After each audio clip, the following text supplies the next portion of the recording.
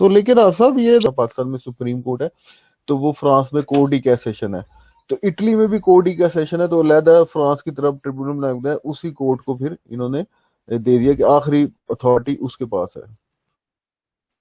और सर भी जो कॉन्स्टिट्यूशन है ये पब्लिक लॉ की डोमेन में आता है, क्योंकि ये जो गवर्नमेंट की फंक्शनिंग है और ये पब्लिक लॉ है, जो पब्लिक राइट्स हैं, राइट्स ऑफ सिटीज़न है, उसको एक्सप्लेन करता है। तो पहले तो ये मौजूद नहीं था, लेकिन रिटन कॉन्स्टिट्यूशन के बाद वर्ल्ड वार 2 के दौरान जो जर्मनी और इटली में रिटन कॉन्स्टिट्यूशन आया, तो फिर जो पब्लिक प्राइवेट लॉ डाइकोटमी थी उसने जो कोर्ट स्ट्रक्चर जुरिस्डिक्शन को काफ़ी इफेक्ट किया। अब बेटा कॉन्स्टिट्यूशन लॉ, जैसा आपने सुना होगा शायद, कि बरतानिया का कोई कॉन्स्टिट्यूशन रिटन डॉक्यूमेंट नहीं है, वहां पे कॉन्स्टिट्यूशनल लॉ है। लेकिन सिविल कुछ पहले नहीं होता था, लेकिन ऐसा ऐसा फ्रांस में पहले आया, फिर बाकी ममालिक में आया, आना शुरू हुआ, और वर्ल्ड वॉर 2 के बाद तो तकरीबन अब हर स्टेट में ही है। और कॉन्स्टिट्यूशन आपको शायद पॉलिटिकल साइंस में बता दिया गया है कि स्ट्रक्चर ऑफ स्टेट, साथ में अब स्टेट की क्या क्या ऑर्गन है, जैसे हम कह लें 3 है जनाब, लेजिस्लेटिव, एग्जेक्टिव और जुडिशरी। तो इसकी कॉम्पोजिशन क्या है, इसमें शामिल होने के लिए क्वालिफिकेशन क्या है, इनकी फंक्शंस क्या है, इनके पावर्स क्या है, इनके राइट्स क्या है, ड्यूटीज क्या है, लिमिटेशंस क्या है, वो तमाम की तमाम, प्लस जैसा अभी बताया कि जो फंडामेंटल राइट्स हैं सिटीजन्स के, वो उनका भी जिक्र है। तो कॉन्स्टिट्यूशन से हमें सारा इन बातों का पता लगता है। तो इसके मैटर के, यानी कि ऐसे मामला जिसमें कॉन्स्टिट्यूशन के तहत एक्ट किया जाए, या जुडिशियल रिव्यू के कॉन्सेप्ट के तहत कुछ लीगल एक्शन से मुराद क्या है, कोई लेजिस्लेशन कानून साजी की है, कोई अगर एडमिनिस्ट्रेटिव एक्ट लिया गया है एग्जेक्टिव ने, उसके लिए इसी कानून के ताबे, तो आया ये कॉन्स्टिट्यूशन है या अनकॉन्स्टिट्यूशन है। ठीक है, तो उसके लिए फिर आईनी मामलात के लिए अलहदा से ही यहाँ पे है। पाकिस्तान में देखे ना, सुप्रीम कोर्ट के पास हर तरह की ज्यूरिसडिक्शन है। आप पढ़ेंगे शायद, अगर नहीं पढ़ा, आर्टिकल 184 के तहत उसकी ओरिजिनल ज्यूरिसडिक्शन है ऑफ द कॉन्स्टिट्यूशन ऑफ 1973। ये तो पता ना आपको पाकिस्तान का कौन सा कॉन्स्टिट्यूशन इस वक्त नाफिज उल अमल है, कि नहीं पता?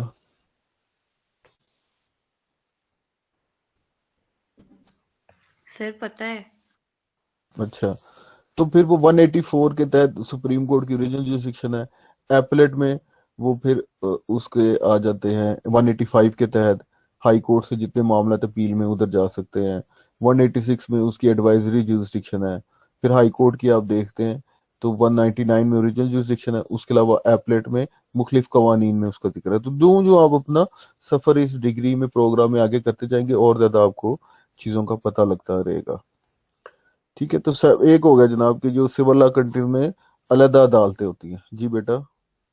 सर फिर आगे वो कह रहे हैं कि जब रिटन कॉन्स्टिट्यूशन मौजूद होगा तो फिर रिव्यू का मामला आएगा ही आएगा। फ़र्ज़ करके हम जुडिशरी को कह देते हैं कि वो लेजिस्लेटिव जो अथॉरिटी है उसको रिव्यू करें, तो फिर सर ये सेपरेशन ऑफ पावर जो थ्योरी है और जो सुप्रीमेसी ऑफ लेजिस्लेचर है, सर ये इसके खिलाफ बात आ जाएगी। अच्छा, हाँ, तो अगर आप जुडिशियल रिव्यू डाल ये कहें सिविल लॉ कंट्रीज कि हम वो अपनी ट्रेडिशनल जो है, जो मॉन्टेस्क्यू ने बयान की थी, सेपरेशन ऑफ पावर। अब आप देखेंगे फ्रांस में सेपरेशन ऑफ पावर की है, लेकिन जब बरतानिया को, सॉरी बरतानिया कह रहा हूँ, अमेरिका, यूनाइटेड स्टेट्स की जब आप बात करते हैं, तो वहां पे separation of power along with checks and balances, यानी कि स्टेट के जो ऑर्गन है कुछ को इख्तियार दिया गया है कि वो चेक रखे, जिसमें सबसे ज्यादा इख्तियार जुडिशरी के पास है कि वो लेजिस्लेशन के ऊपर भी एक्शन, उसके पास पावर है रिव्यू करने की, और उसके पास पावर है एडमिनिस्ट्रेटिव एक्ट्स को भी या एग्जेक्टिव एक्ट्स को भी देखने की।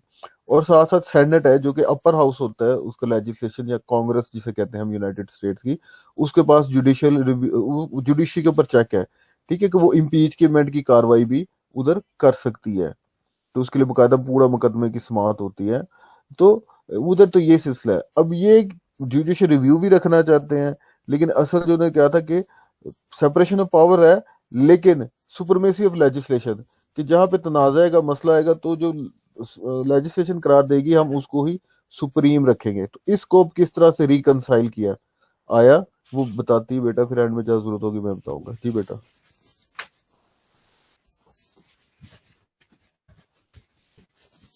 सर आगे वो बता रहे हैं कि जो मॉडर्न एडमिनिस्ट्रेटिव स्टेट है उन्होंने जो सेपरेट जुरिस्डिक्शन के मामलात इस तरह वहाँ पे चलते रहे, और जो जर्मनी और इटली में है उधर सेपरेट कॉन्स्टिट्यूशनल कोर्ट्स की ज़रूरत पेश है जुडिशल रिव्यू के लिए। जर्मनी और इटली ने हाल ही उसका निकाल दिया कि अपनी कॉन्स्टिट्यूशनल मैटर के लिए अदालतें इधर।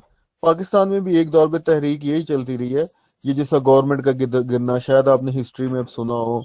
नो बेनजीर की हुकूमत गई, 58(2)B कॉन्स्टिट्यूशन की प्रूव थी, शायद आपने कहीं पढ़ा हो या सुना हो किसी से। नवाज शरीफ सक्सेसिव 4 हुकूमतें गई, मार्शल लॉ लग गया, फिर मार्शल लॉ, तो ये सारे कॉन्स्टिट्यूशनल मैटर हैं। तो पाकिस्तान में कहा जाता है कि इनके लिए अलग से कोर्ट बनानी चाहिए। बहरहाल जर्मनी और इटली ने एक हल निकाला, उन्होंने अपनी अदालत ही अलहदा बना ली कॉन्स्टिट्यूशनल मैटर के लिए। आगे वो कह रहे हैं कि जो सिविल लॉ फंडामेंटल जब वो तो इन्हें कोर्ट्स डिक्लेयर करते ही नहीं थे, क्योंकि जो अगर हम कोर्ट्स का फंक्शनिंग देखें तो उनका एक फंक्शन होता है कि लॉ को इंटरप्रेट करना और उसको जो है ना अप्लाई करना। हाँ, ट्रेडिशनल व्यू तो अदालतों की जरूरत तो यही आ गई ना कि मुकन्ना ने कानून दे दिया, अब उस कानून को अप्लाई करना है, और उसको उसको अप्लाई करने में, इन्फोर्स करने में, जहां पर शकूक व शुबहात क्रिएट करने हैं, तो फिर किस चीज को समझा जाए, यानी कि उसकी तशरीह करना, तो अदालतों का ये काम है। तो कॉन्स्टिट्यूशनल मैटर में उनका नहीं है। और खास तौर पे ये भी है ना कि ट्रेडिशनली वो अब ये सेपरेशन ऑफ जो सेपरेशन पावर की थ्योरी है उसको मेंटेन करना चाह रहे हैं। इसमें तो फिर जो जुडिशरी है उसको आपने लेजिस्लेचर के जो स्कोप है, उसका एरिया ऑफ कंडक्ट है, उसमें मुदाखलत करने का फिर इख्तियार आप दे रहे हैं। सर आगे वो कह रहे हैं कि जो फ्रेंच काउंसिल ऑफ स्टेट था उसने उन्होंने कोर्ट डिक्लेयर किया और जो उसके ऑफिशियल्स थे वो जजेस थे। नहीं और नहीं, nonetheless this view has yielded in the same way that most observers, अब ऑब्जर्वर्स कौन है?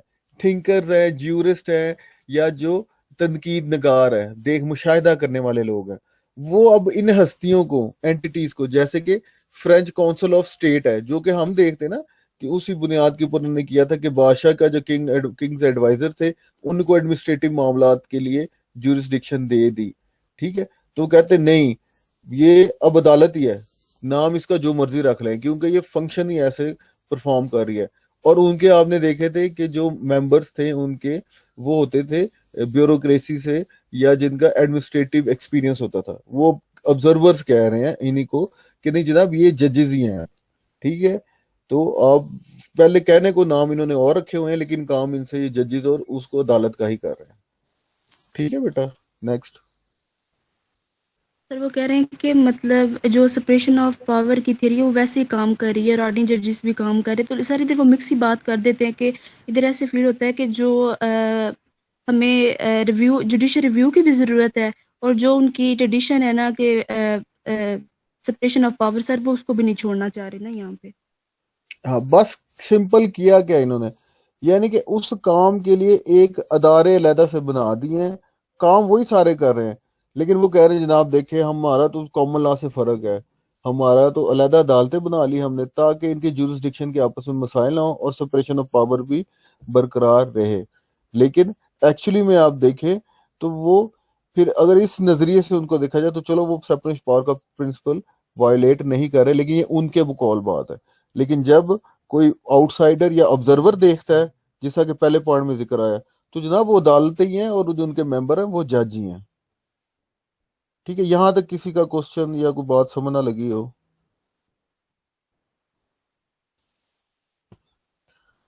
क्यों भाई जोहेब जवेद?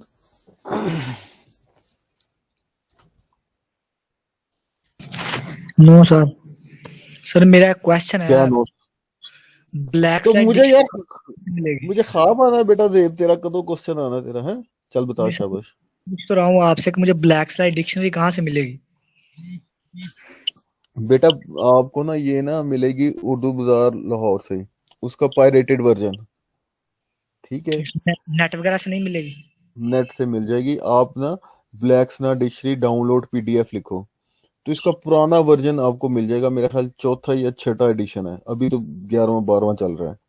तो वो फिर हमारा ना काम हो जाता है फ्री में, चलो ना, या कुछ आपको बेहतर आइडिया हो जाएगा, तो आप डाउनलोड ब्लैक्सना डिक्शनरी पीडीएफ करोगे तो वो इंशाल्लाह हो जाएगी। नहीं होगे ठीक। तो आप मोहम्मद खान को कहना, मैं फिर इसको ईमेल कर दूंगा।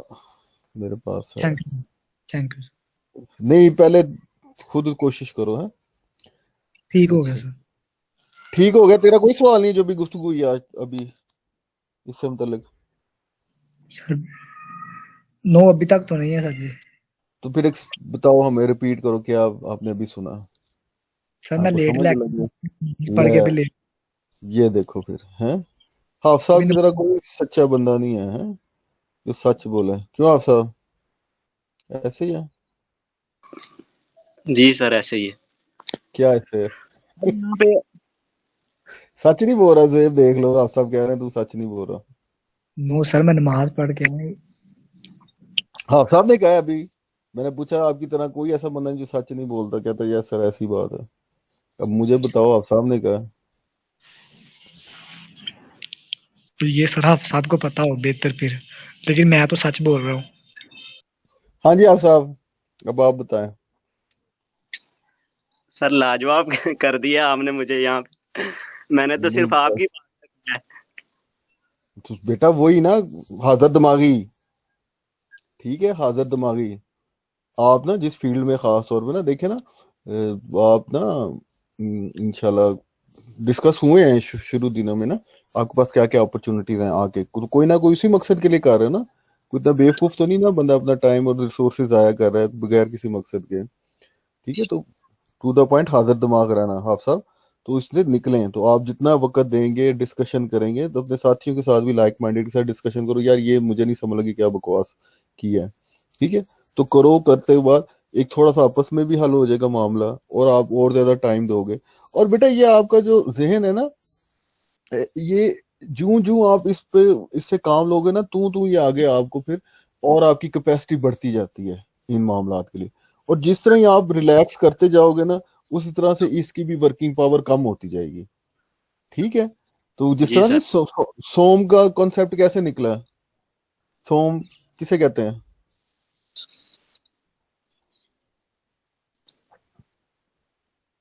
हाँ साहब, सॉरी सोम सर। किसे कहते हैं? रोजे को। रोजे को। तो क्यों रोजे कहाँ से निकले हैं अरबी अरबिक कल्चर में?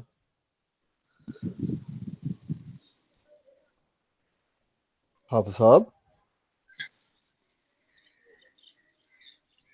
और घोड़ों को नहीं तैयार करते थे जंगों के लिए, तो उनको मुशक्कत से गुजारते थे। ठीक है, पानी नहीं देना और खाना नहीं खिलाना ताकि आदी हो जंग में। ठीक है, ये नहीं कि दुश्मन घास फूस रख दे, दाना रख दे, पानी रख दे, तो जनाब अपने फौजियों के साथ ही दुश्मनों के कैंप में चले जाएं। उधर से ही ना जो रवायात है ना, वो हम वो जिक्र नहीं कर रहे हैं मजहबी तौर पर, वो तो अल्लाह ताला ने कह दिया कि तुमसे पहले कौमों पर भी फर्ज किए गए थे।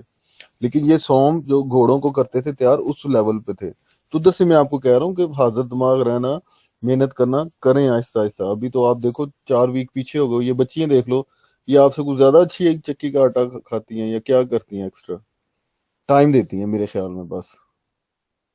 ठीक है, नेक्स्ट कौन था? फरवा से पहले भी एक बच्ची थी कोई, यहाँ तक किसी और का क्वेश्चन? हाँ मोहम्मद खान, समझ लगी तुझे? जी सर लग गई है।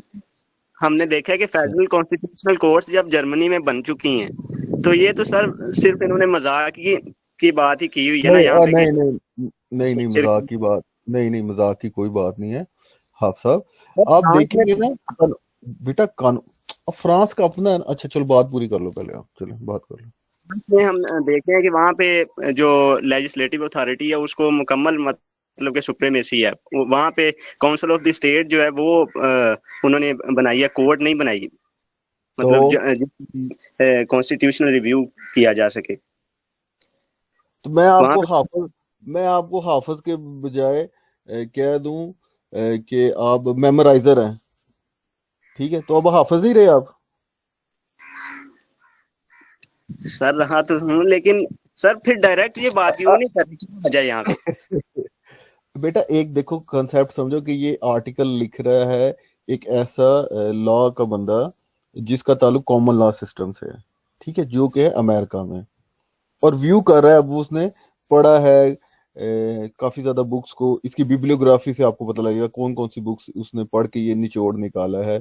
और उसने उधर के जो राइटर्स हैं या लॉयर्स हैं उनके साथ भी गुफ्तगू की है। अब उसने ये आर्टिकल लिखा है अपने जो बंदे जिनको कॉमन लॉ में समझ आए, वो कंपैरिजन कॉमन लॉ के साथ ही कंपैरिजन बार बार कर रहा है ना बेसिकली, ठीक है, उसका सिस्टम समझाने के लिए, तो वो उस नजर से है, तो वो कभी किसी और के पॉइंट ऑफ व्यू, कभी अपने पॉइंट ऑफ व्यू भी बेकरार रख रहा है। और आप सब अगर सोशियोलॉजी में आपने पढ़ा होगा या पॉलिटिकल साइंस में देखा होगा, जब थ्योरेटिकल एस्पेक्ट्स उसके देखे, या हिस्ट्री में देखा होगा कि स्टैटिक तो नहीं रहे मामला, इवन शरीयत भी कभी भी स्टैटिक नहीं रही है, ठीक है। हजरत मूसा से आए हजरत ईसा, ईसा की तो शरीयत ही गायब हो गई, हजरत मोहम्मद सल्लल्लाहु अलैहि वसल्लम की, ठीक है। तो इवन अल्लाह ताला की भी शरीयत, जो अल्लाह का कानून है ना शरीयत, वो भी स्टैटिक नहीं है, वक्त के साथ साथ।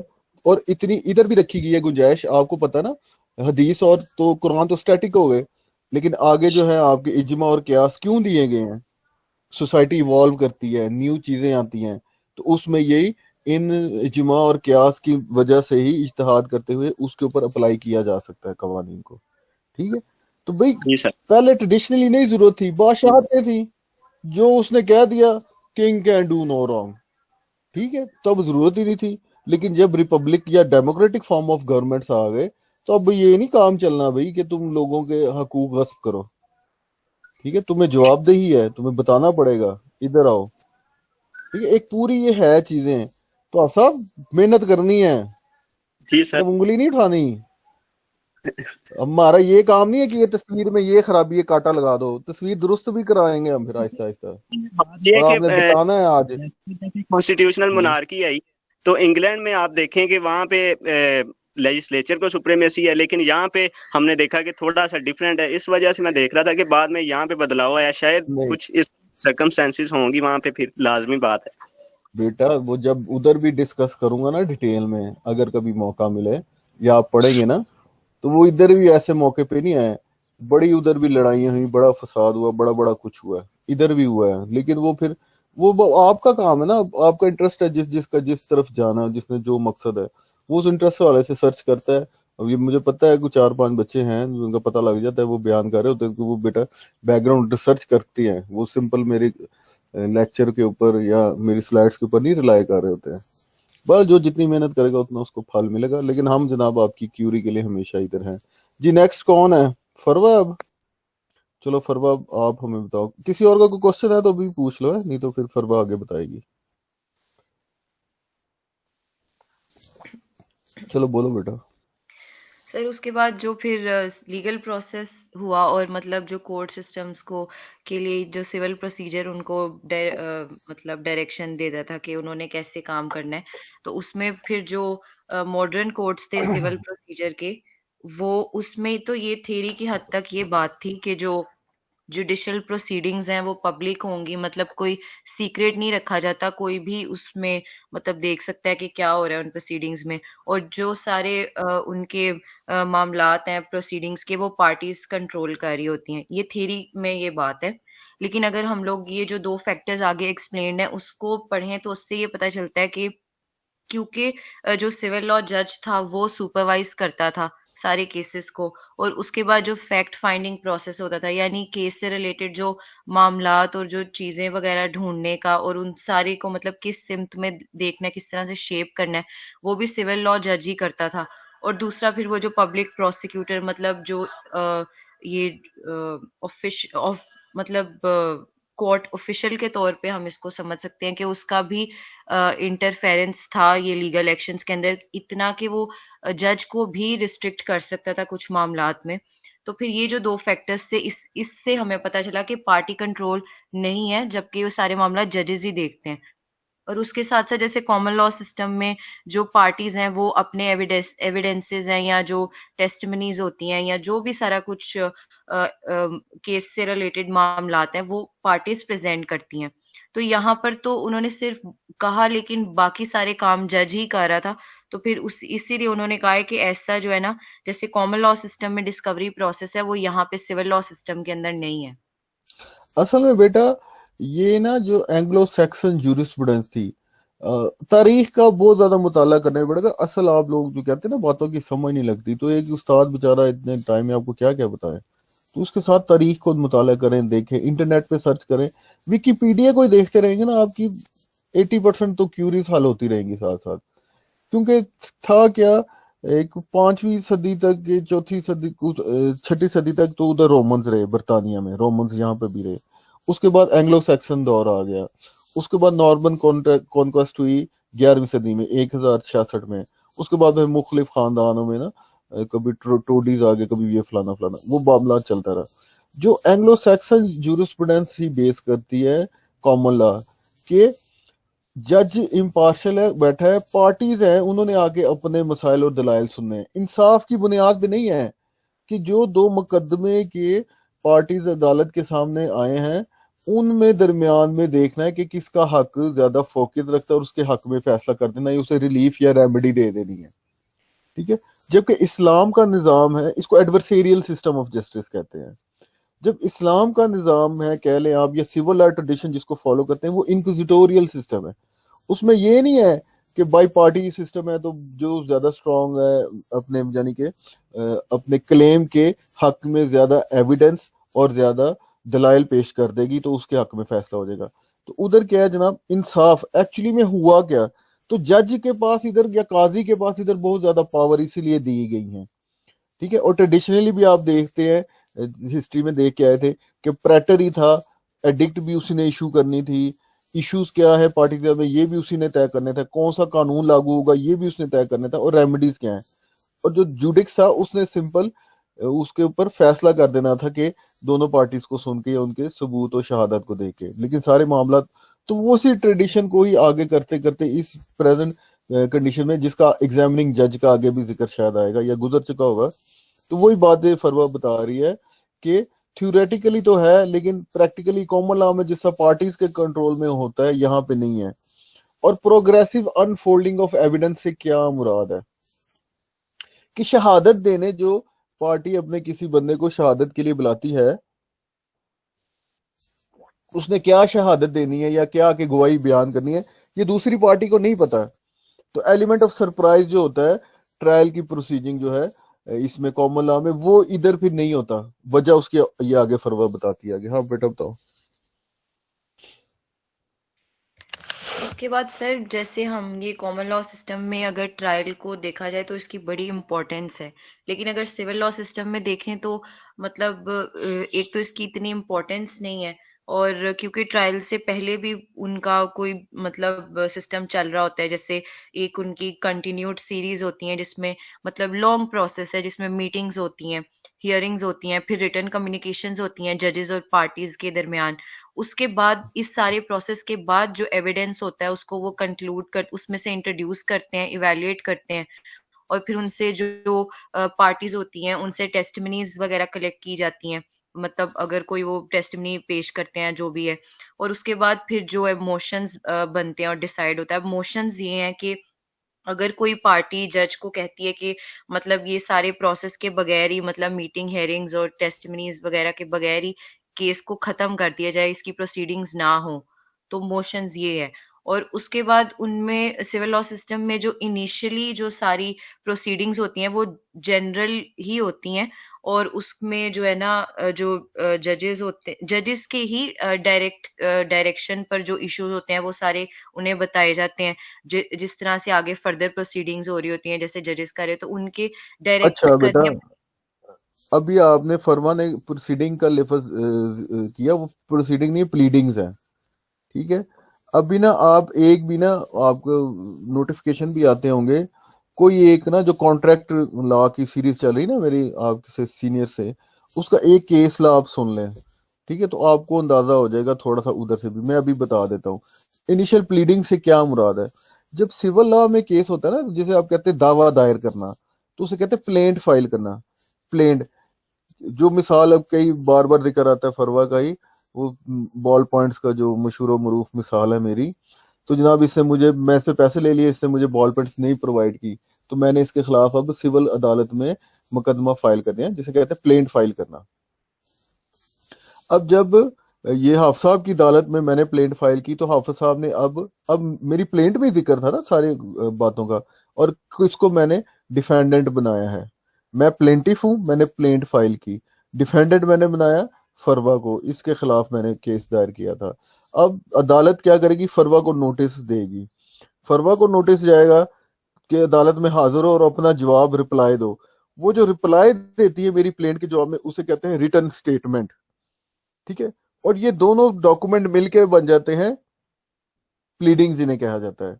कि प्लेंट प्लेंट के साथ ऑब्वियसली जो सारी कहानी है वो शहादत क्या है और मैं चाहता क्या हूँ, प्रेयर जिसे कहते हैं, प्लस इसी के जवाब में दूसरी साइड भी रिटन स्टेटमेंट में मेरे जो इल्जामात आयद किए हैं उनका जवाब देगी, अपनी गवाहान का जिक्र करेगी, अपनी शहादत रिटन डॉक्यूमेंट्स का जिक्र करेगी और साथ उनको भी लफ कर देगी। ठीक है, list of witnesses plus documents. तो वो अदालत उन दोनों को देख के फिर इश्यूज फ्रेम करता है कि मैंने ये मुकदमे की जो क्यूरी मेरे सामने आई है इसका फैसला करने के लिए मैंने कौन कौन से इश्यूज का मैंने जवाब देना है, और इसके नतीजे में ये मुकदमे का हल जो भी होगा वो निकल आएगा। ठीक है, उन्हें इश्यूज कहते हैं। तो इधर भी जो है बिल्कुल इसी तरह से इनिशियल प्लीडिंग्स जनरल नेचर की होती है और इश्यूज जो है वो डायरेक्शन ऑफ जज की होते हैं, और ये बिल्कुल सेम है, कॉमन लॉ में भी इसी तरह ही होता है। यहां तक किसी का कोई क्वेश्चन?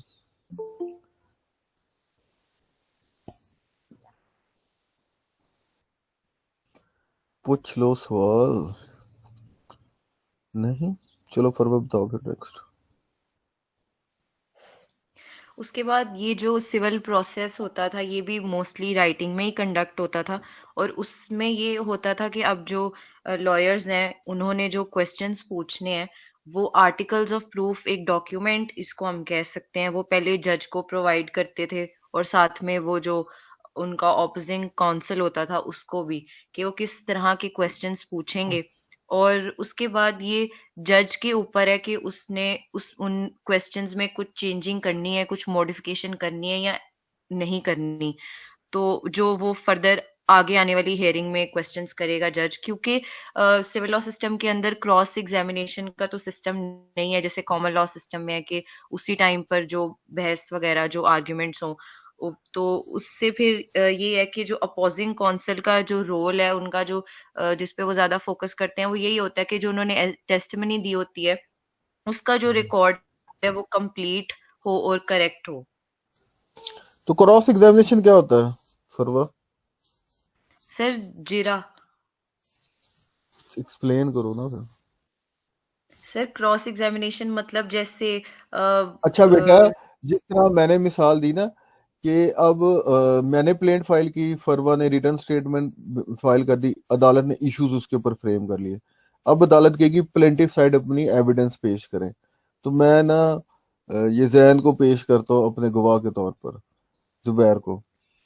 अब जुबैर ने जो उधर गवाही, मेरे वकील ने फिर सवाल करने, उसके जवाब में जो उसने गवाही देनी है उसको कहते हैं एग्जामिनेशन इन चीफ, जो बयान है इसका। ठीक है, मैंने इसको पेश किया तो मेरी तरफ से ही ये इसकी तरह गवाही दे दी। ठीक है, अब इसके मुखालफ, अब ये आया जुबैर दुरुस्त बात कर रहा है या नहीं दुरुस्त बात कर रहा, कोई टेस्ट तो चेक होना चाहिए ना। तो पार्टीजन बेस्ड सिस्टम जो है कॉमन लॉ में, उसमें फिर मुखालफ पार्टी को इख्तियार दे दिया है, जज के पास नहीं है, मुखालफ पार्टी के पास इख्तियार है कि वो अब उसकी गवाही को तोड़े या उसमें कमजोरियां निकाले कि ये झूठ बोल रहा है या क्या गलत बयानी की है, या ऐसी इसकी गवाही की नौयत है कि इस पर रिलाय नहीं किया जा सकता, इस पर एतबार के काबिल नहीं है। तो वो टेस्ट है, उसे कहते हैं क्रॉस एग्जामिनेशन, उर्दू में जिसे जरा कहते हैं, जैसा फरवा ने बताया। तो ये कॉमन लॉ में वही करता है। तीसरी स्टेज इसकी ऐसे हो सकती है कि जिस तरह मैंने वो गवाह को पेश किया था, फरवा के वकील ने उसके ऊपर जरा की, और उस जरा के बाद अगर मेरा वकील महसूस करता है प्लेंटिफ का, जिसकी साइड से वो बतौर गवाह पेश हुआ था, कि कोई ऐसी बात क्रॉस एग्जामिनेशन में आ गई है जिसकी तस्हीह होनी जरूरी है या जिसकी एक्सप्लेनेशन होनी है, तो वो री एग्जामिनेशन भी करा सकता है। तो टेस्ट, ओरल टेस्टिमनी के 3 स्टेजेस हो सकते हैं, अमूमन 2 ही होते हैं, examination in cheap and re examination, sorry, examination in cheap and cross examination. हाँ, तीसरा कभी जरूरत पड़ सके और जज अलाउ कर दे तो री एग्जामिनेशन भी हो सकता है। क्लियर है फरवा? जी सर। हाँ, किसी को नहीं ये बात पॉइंट समझ में तो दोबारा पूछ ले भाई।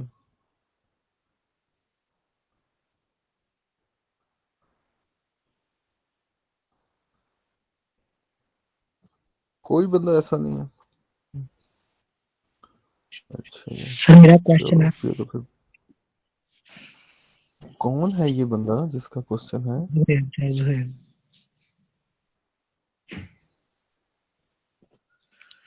सर आपने बोला कि जब वो री एग्जामिनेशन करते हैं तो वो जब मतलब जिस आपने केस फाइल किया था, तो जिस तरह फरवाग ने आपने गवाहन पेश किए हैं, तो वो जब जब दूसरे गवाहन जिरा करते हैं उसको उसकी गवाही को तोड़ने की कोशिश करते हैं, उसको गलत साबित करने की कोशिश करते हैं, तो वो जिस फिर जो री क्रॉस एग्जामिनेशन है या एग्जामिनेशन री एग्जामिनेशन, उसमें वो जज को कहते हैं कि जज साहब ये गलत क्वेश्चन पूछ रहे हैं इससे बाहर केस से। नहीं, वो उसी दौरान में पूछते हैं। ये बेटा आपको ना जो आप बात कर रहे हो ना, ऑब्जेक्शन माय लॉर्ड, फिल्मों की जो सुनते हैं आप, हैं वो यस बात सर, कर रहे हो? Yes sir. हाँ ना, उस तरह बात करो ना। तो बेटा वो ये नहीं है, वो तो मुखालफ कौंसल जो वकील सवाल पूछ रहा है, तो उसका मुखालफ कौंसल किसी वक्त भी इतराज कर सकता है कि ये सवाल रेलेवेंट नहीं है। तो इसके लिए आपको कानून शहादत ऑर्डर है, जो लॉ ऑफ एविडेंस है हमारा, जब आप उधर पढ़ेंगे उधर के उसके आपको सारे कवानीन आने चाहिए।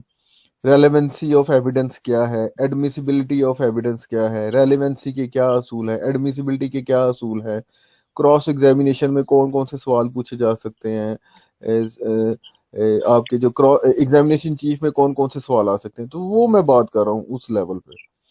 तो री एग्जामिनेशन के लिए तो वो दोबारा से अलहदा किएगा ना कि जनाब हम इसको ना, और बातें आई हैं तो उसके लिए तीसरी स्टेज आ जाएगी, ठीक है, जो जिस पार्टी ने पेश किया था तो वो दोबारा से उसको समझे एग्जामिनेशन इन चीफ कराएगी, जिसे दोबारा जो एग्जामिनेशन होता है उसको फिर री एग्जामिनेशन कह देते हैं। तो उनके साथ फर्क है। ऐसा ठीक ऐसा हो, सारी बातें आपको पता लग जाएंगी है। Okay sir. हाँ जी, कोई और सवाल नहीं है। नेक्स्ट। सर नेक्स्ट वो और भी स्टूडेंट्स ने हैंड रेज किया हुआ है, तो फिर उनको भी। थक गई फरवा है, नहीं नहीं सर, मुझे आता थक है गई है पक्का कि वादा, पीर लेकिन प्रेशर? कोई नहीं, मुझे पीर प्रेशर में आ गई है। नहीं सर, वो उनको भी चांस मिलना चाहिए इसलिए। मरियम आप बताओ बेटा। जी सर, इसमें वो कह रहे हैं कि इसके बाद स्लाइड में कह रहे हैं कि सारा कुछ जो सुपरवाइज करना होता है कलेक्शन को, जो समरी ऑफ रिकॉर्ड हुआ तो उसको सारा जज सुपरवाइज करता है, क्योंकि उसके बेसिस पे जो डिसीजन बनना होता है यहाँ, तो फिर वो दोबारा वो उसके बाद है वो ट्रायल जज के बाद भी जा सकता है। इसमें जो प्री ट्रायल कोई कंसेप्ट नहीं, जिस तरह कि कॉमन लॉ सिस्टम में है, और वो डिस्कवरी ऑफ एविडेंस जो हमने फरवा ने पहले था, वो कॉमन लॉ में सिस्टम है, वो इधर नहीं है सिस्टम। और इसके बाद जो पार्टीज हैं वो एविडेंस जज को देती हैं, वो या तो रिटर्न फॉर्म में भी हो सकता है या तो ओरल सबमिशन के फॉर्म में भी हो सकता है। अब जो जज ने रूलिंग करनी है वो दो, रेलिवेंस और एडमिसिबिलिटी ऑफ एविडेंस पे करनी है। अब रेलिवेंस में ये कहता है सर आपने क्वेश्चन ऑफ फैक्ट पे बात होती है, एडमिसिबिलिटी ऑफ एविडेंस में होता है कि क्वेश्चन ऑफ लॉ के ऊपर बात होती है। अब सर रेलिवेंसी का मतलब ये कि कोई जब भी कोई केस वगैरह कोई मुकदमा होता है तो वो किसी फैक्ट्स की बुनियाद पे होता है। अब वो फैक्ट्स वगैरह जो है वो बता दिए गए हैं, तो उसमें अदालत के ऊपर है कि वो अदालत उस पर एग्री करती है कि नहीं करती, कि वो डिसाइड करेगी कि ये सही बात बता रहे हैं कि गलत बात बता रहे हैं। ये जज नहीं ही नहीं नहीं नहीं नहीं बेटा, मरियम, रेलेवेंसी से ये मुराद है कि कानून शहादत के जो असूल हैं, एविडेंस लॉ के जो असूल हैं, उसके मुताबिक ये फैक्ट इस से ताल्लुक है, इस जो फैक्ट इन इशू है, फैक्ट और एक होता है फैक्ट इन इशू, आया इसने कत्ल किया, ठीक है, और रेलिवेंट फैक्ट है कि उन हकायक की बुनियाद पे जिससे वो एक्चुअली में फैक्ट इन इशू प्रूफ होता है या डिसप्रूव होता है, ठीक है। तो इस फैक्ट का बयान, गवाही यही है ना, हकायक का बयान करना, वाकयात का बयान करना। तो आया उसका तल्लक है या नहीं है, या कानून शहादत के असूलों ने बयान किया है कि इसको आप बयान कर सकते हैं, वो रेलेवेंसी आ गया। फिर बयान करने के बाद आया जो मीज़ान समझ लें आप, ठीक है, कि जो वेटेज उसकी इतनी है एविडेंस की कि जिसको अदालत फिर पीस ऑफ एविडेंस करार देती है, जिसको उर्दू में कहते हैं काबिल दखाल शहादत, कि ये इस काबिल है कि इसको शहादत में दाखिल कर लिया जाए। इंग्लिश में उसे कहते हैं एडमिसिबिलिटी। हाँ जनाब, ये एडमिसिबल पीस ऑफ एविडेंस है, इसके मुताबिक फैसला किया जा सकता है। ठीक है, वो इंशाल्लाह जब आप एविडेंस लॉ पढ़ेंगे तो उधर पता लगेगा, हमें नहीं पता लगा अभी तक 18 सालों में। चलो वक्त के साथ साथ आहिस्ता आहिस्ता बेहतर होते जाओगे आप लोग। जी नेक्स्ट बेटा। उसके बाद सर वो बता रहे हैं जब एडमिसिबल एविडेंस पेश किया गया तो उसकी फाइनल फर्स्ट और फाइनल हियरिंग जो है वो ट्रायल में ही कंक्लूड हो जाएगी। उसके बाद जो डिफरेंस है कॉमन लॉ सिस्टम और सिविल लॉ सिस्टम में वो है absence of civil jury. Civil law system में जो है वो ज्यूरी का कंसेप्ट नहीं है जिस कि कॉमन लॉ सिस्टम में होता है। लेकिन थोड़ा सा हम कह सकते हैं कि इसमें ज्यूरी का कंसेप्ट ये है कि इसमें लॉ जजेस जो ले जजेस जो है वो उनकी इन्वॉल्वमेंट होती है। लेकिन कॉमन लॉ सिस्टम में जो उसमें इन्वॉल्वमेंट होती है वो जजेस है वो इंपेरियलिटी के बुनियाद पे जो है वो होते हैं सिलेक्ट, किसकी बुनियाद पर? इम्पार्शियलिटी की बुनियाद पर। इम्पार्शियलिटी की बुनियाद। तो बेटा अभी आपने बताया हमें कि ले जजेस होते हैं सिविल लॉ में, तो बताएंगे कि किस किस कार्रवाई में होते हैं? सर समझ नहीं लगी आपके क्वेश्चन की। मैं ये पूछ रहा हूँ कि ले जजेस होते हैं, आपने बयान किया है, जी तो अभी हमने कोई इस वीक में जितना पढ़ा है या देखा है या सुना है, तो कोई मिसालों से आप हमें बता सकती है कि किस किस्म की अदालतों में ले जजेस होते हैं? सर जैसे अभी हमने लास्ट लेक्चर में पढ़ा था कि कुछ केसेस में होती हैं जैसे लेबर लॉ में होता है उसमें एक प्रोफेशनल जजेस भी इंक्लूड होता है और एक जो है वो ले जजेस भी इन्वॉल्व होता है ताकि वो एक जैसे बिजनेस में हमने वो पढ़ा था कि कुछ केसेस में हाँ जो है वो बिजनेस लॉयर्स भी इन्वॉल्व होते हैं और जो दूसरे लॉयर्स भी दूसरे जजेस भी इन्वॉल्व होते हैं। शाबाश। अब मुझे ज्यूरी बताओ, ज्यूरी क्या होती है? सर ये जो जुरा का कॉन्सेप्ट होता है अ, नहीं नहीं ज- जरा का कंसेप्ट किथों आ गया? क्रॉस एग्जामिनेशन तो वकील ने करना है, ज्यूरी क्या है? हाँ जी, कोई और पता कि नहीं पता? नहीं सर। नहीं पता, अच्छा कोई और बताएगा ज्यूरी किसे कहते हैं? सर हाँ मैं बताओ बताऊं? फौजिया।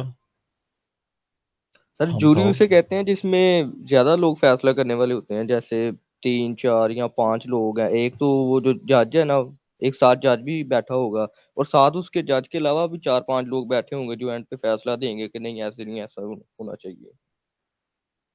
अच्छा, असल में बेटा ज्यूरी से ये मुराद है कि दो चीजें हैं, ये आपको इंशाल्लाह बताएंगे भी, क्वेश्चन ऑफ लॉ और क्वेश्चन ऑफ फैक्ट, उसका आपको पता होना जरूरी है। ज्यूरी को रखा जाता है कि जज को हर चीज का पता नहीं है, ठीक है, ओबियसली कानून का उसे पता है, तो कुछ मामलात में फिर वो उसके जो फैक्ट है एक्चुअली में उसके मुतालिक वो शायद एक ऐसी ओपिनियन ना कर सके जो आम बंदा करे, या क्वेश्चन फैक्ट के ऊपर स्टैंडर्ड आम बंदे का होना चाहिए। तो इस बुनियाद के ऊपर जब जज और ज्यूरी बैठ के मुकदमे की समाअत करते हैं तो ज्यूरी आम लोग होते हैं, इम्पार्शल लिए जाते हैं कि उनका मुकदमे की किसी पार्टी से कोई ताल्लुक नहीं होता। तो इस फैसले का करना कि आया मुल्जम गुनहगार है या गुनहगार नहीं है, उसने जुर्म किया है या जुर्म नहीं किया, ये ज्यूरी फैसला करती है। लेकिन कोई शहादत काबिल दखाल है नहीं है, सजा क्या है, क्या सजा होनी चाहिए, या जुर्म के इंग्रेडिएंट्स क्या हैं, जब आप इंशाल्लाह नेक्स्ट ईयर पढ़ेंगे क्रिमिनल लॉ, उधर आपको पता लगेगा कि हर जुर्म की तारीफ में क्या क्या इंग्रेडिएंट्स हैं, तो वो थेफ्ट कब वो रॉबरी बन जाती है, कब वो एक्सटॉर्शन बन जाती है, कब वो डकैती बन जाती है, इस तरह की बातें आपको उधर पता लगेगी। तो आम लोग जो फैसला करते हैं ज्यूरी में, और जज है जो लॉ के पॉइंट के हवाले से गुफ्तगू करता है। अब ज्यूरी का कॉन्सेप्ट कहाँ से इवॉल्व हुआ था? बेसिकली शुरू में जब आपको पता है ना, जो प्रिमिटिव दौर था, तो जंगों के नतीजे में नया बादशाह आ जाता था, तो वो बादशाह के लिए जब भी फैसला होता था तो उसको ये नहीं पता होता था कि मेरी जमीनें कौन कौन सी हैं, पुराने बादशाह की यानी कि कौन कौन सी जमीनें थी। तो आया इन मामलात की प्रॉपर्टी के ऐसे मामलात में जहां पे एक तरफ बादशाह एक तरफ आम लोग है, तो उधर जब मुकदमात की समाअत होती थी तो उधर नेबरहुड के लोग बुलाए जाते थे, वो आके बताते थे अदालत में आके कि ये कब से इसके पास बंद जिसने ये क्लेम किया है या जिसने जमीन पर काबज है, कब से ये जमीन पर है या नहीं है, या पहले ये बादशाह की जमीन समझी जाती या नहीं समझी जाती थी। तो वो ये आहिस्ता से इवॉल्व कर करके ना 1215 में जब आपका मैग्ना कार्टा आया, सुना होगा शायद आपने नाम, तो उसमें फिर इन्होंने कहा दिया कि जो किसी का भी फैसला होगा तो वो एक ऐसा बादशाह का मुकर्रर करदा जज नहीं है, क्योंकि वो तो जज, वो तो बादशाह के हाथ में कठपुतली ही हो गया है ना, क्योंकि उसी से उसने तनख्वाह लेनी है, तो उसका मुलाजम टाइप ही हो गया वो। तो उसकी बजाय आम लोग फैसला करें उसका, ठीक है। तो यहाँ से फिर ये फ्यूजन हुई है आम बंदों की और प्रोफेशनल जजेस की, और जो गिल्टी या नॉट गिल्टी करार देने का इख्तियार या कन्विक्शन का इख्तियार जिसे आप समझते हैं, वो फिर ये सिविल ज्यूरी के पास आ गया। ठीक है प्रिंस होजिया। जी सर, ओके सर। चलो जी, मरियम अजीज। सर इसके बाद ये बताया कि उनके एक्सपीरियंस की बुनियाद पे ही रखते हैं कि उसके, और यहाँ तो वो कोई स्पेसिफिक इंटरेस्ट ग्रुप होता है, उनके रिप्रेजेंटेटिव भी हो सकते हैं। और उसके बाद ये कह रहे हैं कि जैसे कॉमन लॉ सिस्टम में होता है कि कंटिन्यू टर्म के लिए एक जज सिलेक्ट करते हैं, इधर वैसा बिल्कुल भी नहीं है। जो सिंगल केस के लिए सिर्फ एक जज को सिलेक्ट किया जाता है। दोबारा पढ़, दोबारा बता, मैं क्या बता रही है तू, उल्टा बता गई तू। सर शुरू फर्स्ट पॉइंट यही point, unlike common law jurors. कह रहे कॉमन लॉ सिस्टम में जो होते हैं कंटिन्यूटी टर्म के, मतलब एक कंटिन्यू टर्म के लिए जजेस को सिलेक्ट किया जाता है ना, नहीं वो यार, सिविल नहीं लॉ बेटा, डिफरेंट है। उल्टा बता रही हो ना। मतलब कॉमन लॉ सिस्टम में सिंगल केस के लिए किया जाता है, और जो सिविल लॉ फिर सिस्टम है वो एक कंटिन्यू टर्म के लिए इसको सिलेक्ट किया जाता है। फरवा भी तेरी बहन है, ये भी जल्दी थक गई है। हाँ नेक्स्ट कौन है? बस और कोई नहीं? हाँ चल खान तू बयान कर।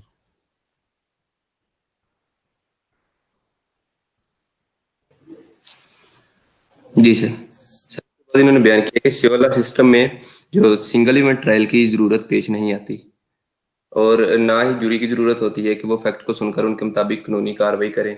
जैसे हमने पिछली स्लाइड में भी ये बयान किया था कि इधर जूरी क्वेश्चन ऑफ फैक्ट्स पे फैसला करने के लिए नहीं होती, और सिविल जूरी की गैर मौजूदगी की वजह से एडमिसिबिलिटी ऑफ एविडेंस पर भी रेस्ट्रिक्शन नहीं होती।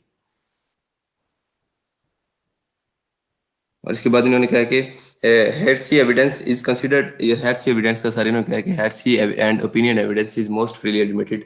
हेर्सी एविडेंस उसको कहा जाता है जो ज़बानी कलामी जो प्रोसीडिंग के दरमियान जो बातचीत होती है उसको, और उसको एक जगह पर बयान किया गया कि hearsay evidence is considered as most effective as it is stated that evidence must be direct. ये सर आपने ये शायद बयान किया गया था आपकी स्लाइड में। और उसके बाद सर इन्होंने कहा कि opinion based evidence is also applicable, it may be opinion of a third person और एक्सपर्ट एविडेंस, कि ये किसी तहकीकाती इदारे की भी ओपिनियन हो सकती है, या एक थर्ड पर्सन को जो फैक्ट्स को या उसको सूरत हाल को देख के उसका जो ओपिनियन होता है, इसको भी वैल्यूएबल सिविल सिस्टम में कहा गया है।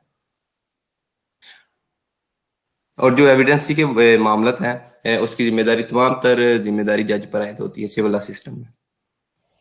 अच्छा बेटा, बात उन्होंने यही बयान करनी थी या इस पॉइंट पे ना, कि जो रिस्ट्रिक्शन है एडमिसिबिलिटी ऑफ एविडेंस के ऊपर, जो शहादत के असूल है या एविडेंस लॉ के असूल है, वो इतने ज्यादा रिस्ट्रिक्ट नहीं है सिविल लॉ में। वजह उसकी बयान की पहले म्यूट करो, कि एक तो ज्यूरी नहीं है। ज्यूरी क्या होती है? लेमैन होते हैं, क्योंकि लॉ मैन है तो वो इजीली डिसाइड कर सकता है, और उसके हाथ में वैसे ज्यादातर डिस्क्रेशन तो जज के पास ही है, तो वो इजीली डिसाइड कर सकता है। अब मिसाल के तौर पे वो बात कर रहे हैं हेयर से और ओपिनियन एविडेंस। हेयर से कहते हैं बेटा, कानूनी शहादत का असूल है कि that test evidence should be direct. इससे क्या मुराद है?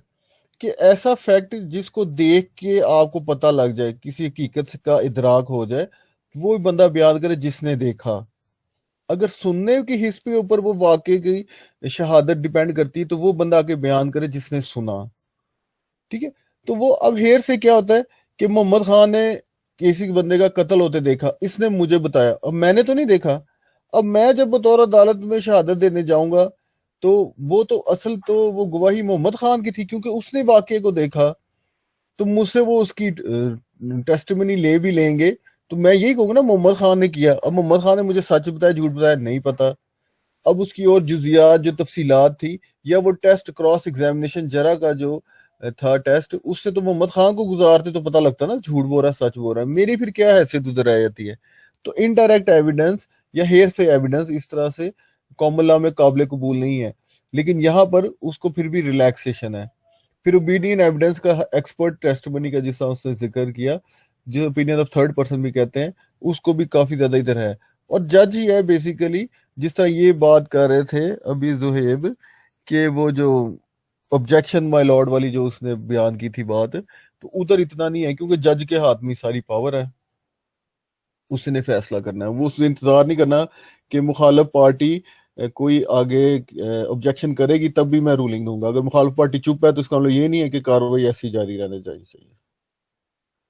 अच्छा जी, नेक्स्ट। सर ये जो इनडायरेक्ट टेस्टिमनी है सर, जिसने कत्ल होते हुए देखा है और उसने किसी और को बता दिया, अब जिसने कत्ल होते हुए देखा था अगर वो मर जाता है, उसका भी कत्ल वगैरह हो जाता है, तो सर उसने जिसको बताया था उसकी फिर टेस्ट गवाही जो है वो नहीं अदालत में चल सकती? अदालत में चल नहीं सकती, बयान नहीं हो सकती, ठीक है। तो थोड़ा अपनी वर्डिंग पे भी आपने बेहतरी करनी है, ऐसा ऐसा हो सकती है बेटा। एक और कॉन्सेप्ट है, अब एविडेंस ही आप लोग सीख ही जा रहे हैं मुझसे, उसे डाइंग डेक्लेरेशन कहते हैं, बयान नज़ा। वो इस थ्योरी के ऊपर बेसिकली है, नंबर एक कि मरने वाला बंदा या जो करीबुल मर्ग बंदा है वो झूठ बयान नहीं करता, ठीक है। एक प्रिजम्पशन है जो कि गोरे ने वैसे कह दिया था सब कॉन्टिनेंट में लोगों को देखने के बाद कि ये मरते मरते भी अपने मुखालफ के साए लिए झूठी गवाही दे देंगे, तो इधर ना रखा जैसा असूल, 12 फिर भी असूल है।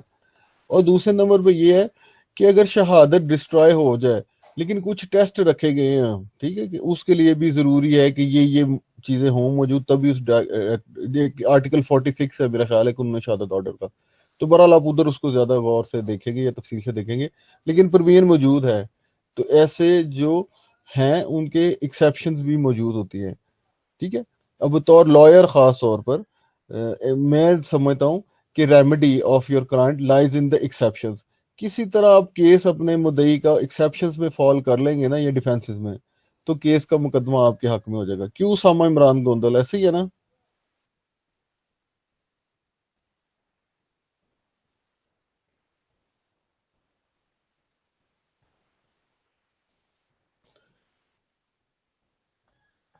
हाफ साहब ये बस ना इधर ज्वाइन करके ना सो गया है या सैर कर रहा है, ये क्लास नहीं कुछ सुन रहा, मान लें आप मेरी बात, बेशक आपका दोस्त है ये। ठीक हो गया, और किसी का कोई क्वेश्चन नहीं तो फिर हाँ बोलो आगे।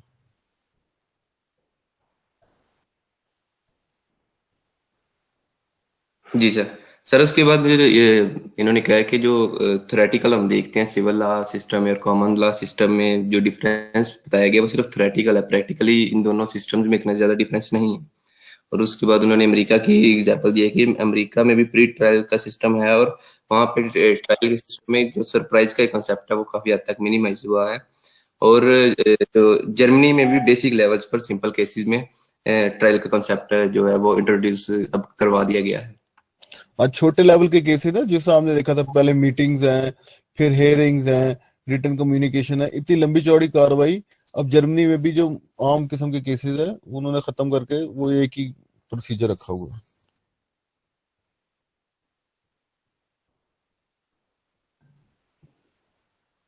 तो सर उसके बाद इन्होंने सिविल सिस्टम में और कॉमन लॉ सिस्टम में डिफरेंस बयान किया है कि कॉमन लॉ में तमाम तरह जो जिम्मेदारियां होती हैं, जो एविडेंस से लेकर डॉक्यूमेंट्स इकट्ठे करने तक तमाम जो अदालती कार्रवाई है जज के सामने पेश करने की, वो तमाम की तमाम पार्टीज के ऊपर होती है कि पार्टीज ने ही अपनी तमाम एविडेंस, अपनी तमाम डॉक्यूमेंट्स, तमाम तैयारी पार्टीज ने खुद से करनी है।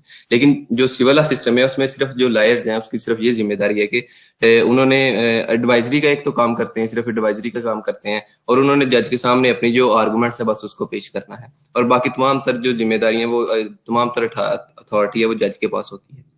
और इसमें कुछ एडवाइजरी एडवाइजरी कहाँ आपने पढ़ ली एडवाइजरी? सर लॉ एडवाइजरी, ये सर, जी सर। पढ़ो, स्पेल करो। Adversary sir, sorry sir. आगे क्या एक्सप्लेन, ये आई डॉट ई होता है ना, इसे कहते हैं इज एक्सप्लेन्ड एज, जी ठीक सर। है। पूरी कौम ही दैट इज ते लगी, पता नहीं केड़े अंग्रेजी दे मास्टर ने दैट इज दस छड़िया, पूरी कौम ही वही हम करी जाती है। इज एक्सप्लेन्ड एज क्या?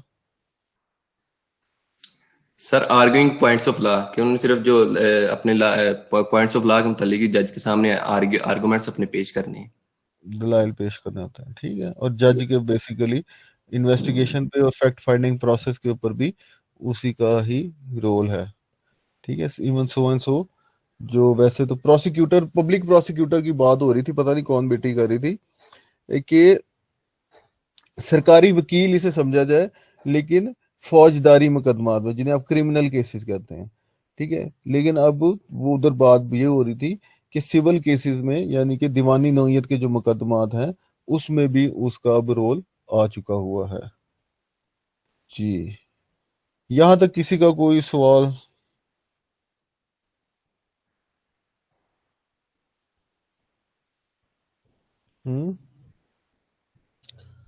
क्वेश्चन करोगे तो फिर कम पड़ा जाएगा ना। आप लोग क्वेश्चन ही नहीं करते, ज़ुहैब के अलावा और प्रिंस होजिया के अलावा।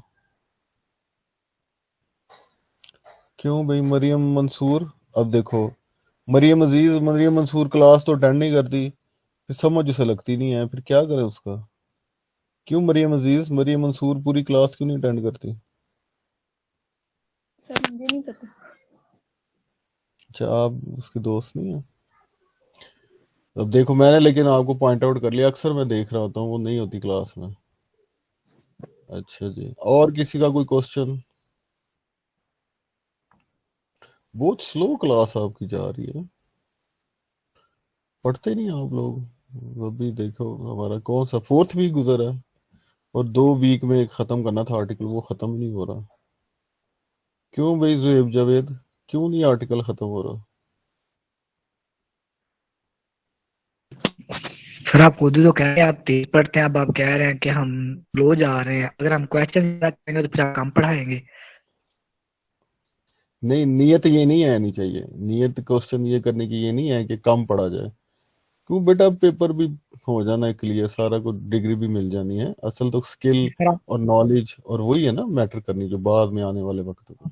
आपने ये तो खुद ही कहा था ना कि आप क्वेश्चन नहीं करते, इस वजह से बहुत ज्यादा पढ़ते जा रहे हैं, हम ज्यादा पढ़ते जा रहे हैं। आपने खुद ही बोला था कि मेरा कसूर है, हाँ? नो नो मेरा कोई हो रहा देख आपका लो, नहीं है। नूर लाई देख लो, फिर वो मेरी गलतियां निकाल रहे हैं आपके ना नो नो बोलने की सर, वजह से ना। नूर लाई, आपके ना नो बोलने की वजह से इसको इतनी हिम्मत हो गई है। नो अब नो क्यों सर जी, नहीं नहीं माफ नूर लाई, अब क्यों नहीं इसको जवाब देते इसको? नहीं नहीं सर, वो उसने आपको नहीं कहा, वैसे वो कह रहा है कि गलती हमारी है, हम क्वेश्चन नहीं करते। मुझे कह रहा, आपने ये कहा, आपने वो कहा, देखो वो तो मेरे कर रहा है। हाँ, नहीं सर, तो वो तो नूर लाई, आपकी बात की तईद कर रहे हैं। अच्छा, आपको बात आ रही मेरी कि आपने उसामा इमरान गोंदल बन जाना अब इसके बाद? आप नहीं पता है सर, आपकी आपको आ पता है रही है आपकी कि बात। उसामा इमरान गोंदल एक कैफियत का नाम है, ठीक है, जिसमें वो एक थोड़े से कुछ सेकंड के लिए ना बरकी रोग गुजरती है जिस्म से, ठीक है, तो बंदा बोलता है, उसके बाद फिर खामोश, उसे कोई जवाब नहीं देना। ठीक है, आपकी क्लास में कैफियत है, क्या कैफियत का उसका नाम है नूरलाई? Usama sir. Usama Imran Gondal of Naushahra Virka. Yes sir. क्या क्या उसामा यस सर नहीं इमरान, सुना? उसामा इमरान गोंदल फ्राम नौशहरा। सर हाँ वो देखो नौशहरा में वैसे भी वो इलाका ऐसा है, सिग्नल कम होंगे ना, इसलिए उसे आवाज नहीं जा रही होगी, वैसे वो जवाब जरूर देते हैं। अच्छा, आपको समझ लग गई नूर मैं भी सारा? तो सर मैं भी तो नौशहरे से ही हूँ। अच्छा, आपका नेटवर्क दूसरा होगा ना, उसका नेटवर्क मुख्तलिफ होगा। नूर, आपको समझ लग रही है बेटा? जी सर। तो कैसे पता लगेगा मुझे तुझे समझ लग रही है या नहीं लग रही है? पार्टिसिपेट तू करता नहीं। अब ये ना कह दी ये 4 लड़कियां और एक मोहम्मद खान है 5वां, इन्होंने कब्जा किया हुआ है, ये पहले हाथ खड़ा कर देते हैं तो हमें बोलने का मौका नहीं देते। यही वजह है ना? नहीं सर, ये वजह नहीं, अगली मर्तबा हम भी फिर क्या? करेंगे सर। अब बस पूरी कौम ही अगली मर्तबा देते हुए हैं। क्यों भी राबिया असलम, राबिया असलम भी नहीं करती है, एक लड़की ये भी है, ये भी पार्टिसिपेट नहीं करती, ठीक है। वैसे है रेगुलर, मेरा ख्याल है, इस तरह की तरह छुट्टियां छुट्टियां नहीं करती। क्यों राबिया, ऐसे ही है बेटा? नो सर, मैंने आप ना क्यों नहीं पार्टिसिपेट कर? आज छुट्टियों के बाद आज पहली क्लास ली है आपकी। अच्छा, बड़ी मेहरबानी जनाब, सब इसका शुक्रिया अदा करें, इन्होंने इस काबिल समझा है हमको, हमारी क्लास में ही आ गए। फिर आपसे अब क्या कहना है कि आप पार्टिसिपेट क्यों नहीं करती? जिन्हें आना ही नहीं तो उन्हें की फरमाना है? फरवा क्यों बच्चे ये पार्टिसिपेट क्यों नहीं करते? राबिया असलम जैसे, इसरा बिशारत जैसे, और कौन सर कौन है? राबिया के लड़कियों का ही पास पूछते हैं कोई आपसे। डिवाइस का इशू है, पता नहीं उनके पास कभी मोबाइल या लैपटॉप या इंटरनेट में कोई प्रॉब्लम होता है तो इसलिए। अच्छा, गुड। ये वैसे फरवा सीखी है जीआर किस तरह अच्छी तरीके से जीआर शिप गुजारनी है। गुड। ऐसे ही है ना इसरा बीमारी का बहाना होना इसरा का। प्रिंस फौजिया तेरा क्या बहाना है? तूने बस एक सवाल पूछना होता है, बस मेरा सवाल पूछ लिया तो मेरी पार्टिसिपेशन हो गई। हाँ बताओ।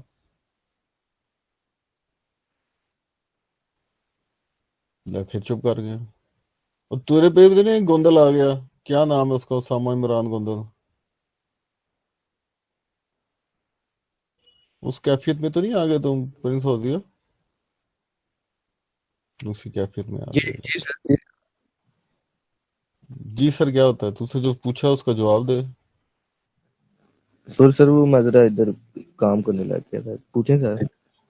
नहीं, जो बच्चे के पास हमारे पास तवज्जो करने की जरूरत नहीं है तो फिर बेटा एक टीचर क्या करे आप लोगों के साथ में? देखो, जिनकी तवज्जो नहीं है, जो सुनते नहीं है, जो पढ़ के नहीं आते हैं, जिनके मोबाइल के डिस्प्ले नहीं है, जो स्कूल चलाते हैं, और जो जनाब बाद में जिनका, अब मैं क्या क्या करूं यार, उसका टीचर क्या करे हैं?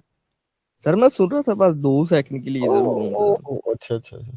चलो बेटा, कंक्लूजन के अभी ना मॉर्निंग के साथ आपको ना इस इधर ही पहुंचे थे मॉर्निंग वाले, तो मैं थोड़ा सा चलो रोक लिया कि कोई नहीं, पहला पहला सेमेस्टर है आप लोगों का, थोड़ा सा सिलेबस आपका कम ही रखेंगे इंशाल्लाह। लेकिन आप में होनी चाहिए भूख ज्यादा से ज्यादा नॉलेज की, मैं आपको बता दूं। ये तो बस गुजर जाना वक्त, ठीक है। मेन इसका तो एक ट्रांजिटरी फेज है ये आपका।